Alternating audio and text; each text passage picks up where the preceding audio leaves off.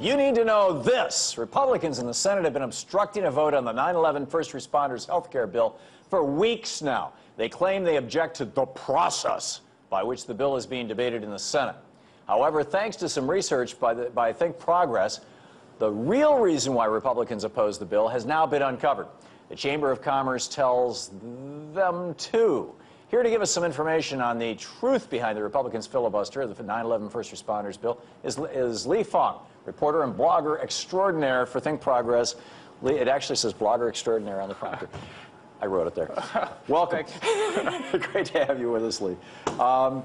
Tell us, first of all, just frame the story. Give us the backstory here for people who may not have been following us. Sure. Well, you know, for years now, Democrats have been proposing a bill in Congress to compensate the first responders, the people who rushed to ground zero to dig bodies out of the rubble, to help folks that were injured, and also just clean up a lot of that mess. And because they inhaled a lot of toxins and other chemical substances, they've developed horrible complications, cancer, what have you. And what this bill does is basically help pay for the workers' comp, because a lot of these folks can't work, and also pay for some of their medical bills because they've developed various serious forms of cancer and other diseases.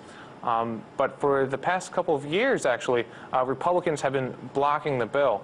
On the House, earlier this year and last year, Democrats repeatedly tried to bring this bill to a vote, and Republicans, ironically led by New York's own Peter King, blocked the bill. He was the floor leader. In the House of Representatives. In the House of Representatives. He will become the head of the Homeland Security Committee in a few weeks. And he says we need to honor 9/11 by first investigating American Muslims.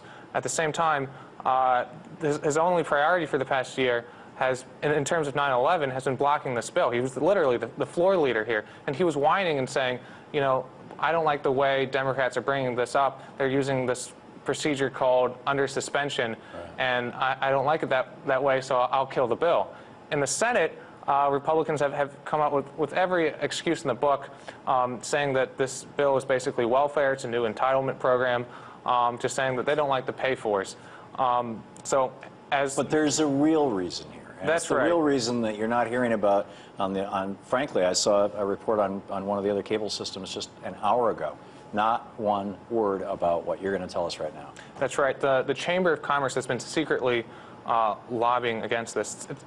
It's very under the radar. They've been sending a letter to members of Congress. They've dispatched their lobbyists, because they have in-house lobbyists, to walk the chambers of Congress, contacting lawmakers because they don't like the way the bill is funded.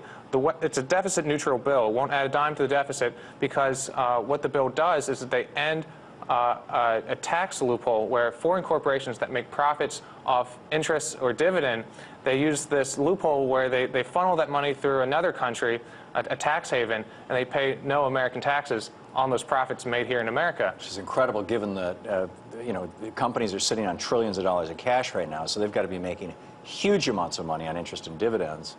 And if they're a foreign company, they're paying no taxes in the United States, even though they're generating that revenue in the United States, using the infrastructure of this nation to do it.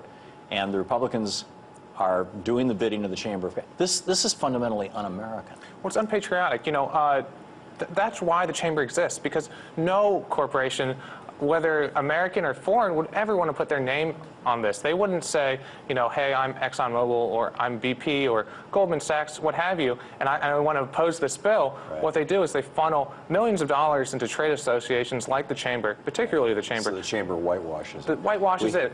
We have about a minute and a half left, and there were two interesting things that you found in your research. One was about Scott Brown, and the other was about World War II in the Chamber. Can you just quickly give the... Yeah, absolutely. This isn't actually new for Republicans either. Scott Brown had the chance to help Massachusetts first responders in 2001 who rushed to ground zero to help when out. he was a state legislator. When he was a state senator. And he was the only member of the state legislature to vote against the bill, just like he's voting against it today. And he made that same junk argument about fiscal responsibility. So he's apparently been in the pocket of the Chamber for a while, or at least that would Well, be actually, this is a different. In that case, he was arguing about fiscal responsibility, but 3 weeks later, he placed an earmark for a golf course next to his house in Newport, Massachusetts.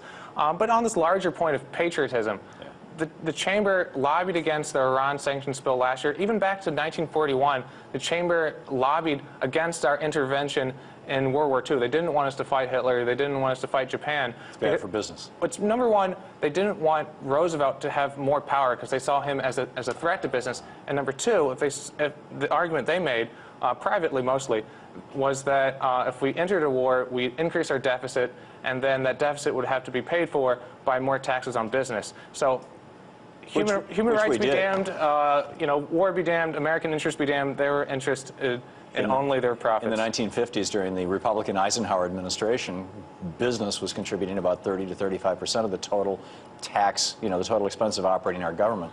Now it's down around 7 or 8%. I mean, through the good graces of the Chamber. Lee, thanks for coming out tonight. Thanks for having me. Great having you with us.